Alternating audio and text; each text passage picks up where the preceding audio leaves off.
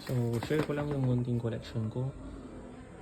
Actually, hindi ko alam kung collection to. Basta mahilig lang ako sa mga ganito.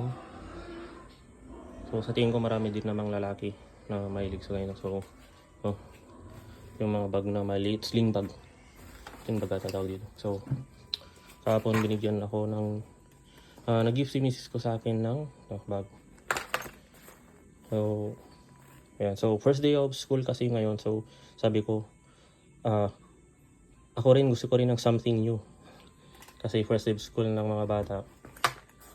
Ayan. May isa kaming anak. Grade 5. Ayan. Ito yung binigay niya sa akin. Ito yung latest na ginagamit ko. Bigay din niya ito ng birthday ko noong 2023 yata. So, ano to? World Balance. So, hindi ko alam kung magkano to. Order daw niya ulit. Ito, mura lang naman. 600. So, the rest. Ito, libre lang to. Bigay ng boss namin. 100 lang to sa TikTok. Then ito, hindi ko alam. Yan. So, ang ginagawa ko dito, pag hindi ko na ginagamit is pinaglalagyan ko ng mga resibo.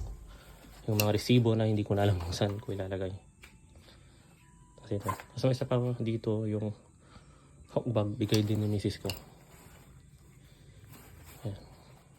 Medyo, mas malaki ng konti dito. Nasa motor lang. Bali, kadalasan dalawang bag ang dala ko. Ayan.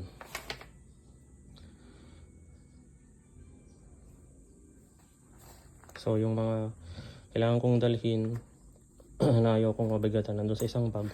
Ganito. Mostly dito lang yung mga ballpen, cellphone, wallet, pera. Mga ganon. Tapos, charger. Then, power bank. Ayan.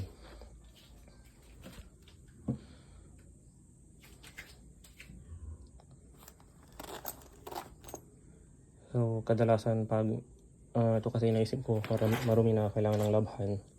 So, hindi na siya abot kasi kahapon lang. So, bumili na lang si miss ko ng bago. Actually, hindi pa sana bibili kasi naisip kong labhan na lang din. Gamit muna ng iba dito. So, since mahilig talaga ako sa ganito, so, binilhan na lang ako ng bago. Ayan, so, first day of school ngayon, June 16, maga silang gumising. Ayan, sa 5 gising na sila, then 7 yung pasukan. Ako 8, so may ligo pa lang ako. Naglilisan ako ng motor kasi maputik dito sa amin. So yun, nakakaya naman. Pero mapuputikan ulit mamaya. So, yan, okay lang. Tiyaga lang. Sipag lang sa paglilinis.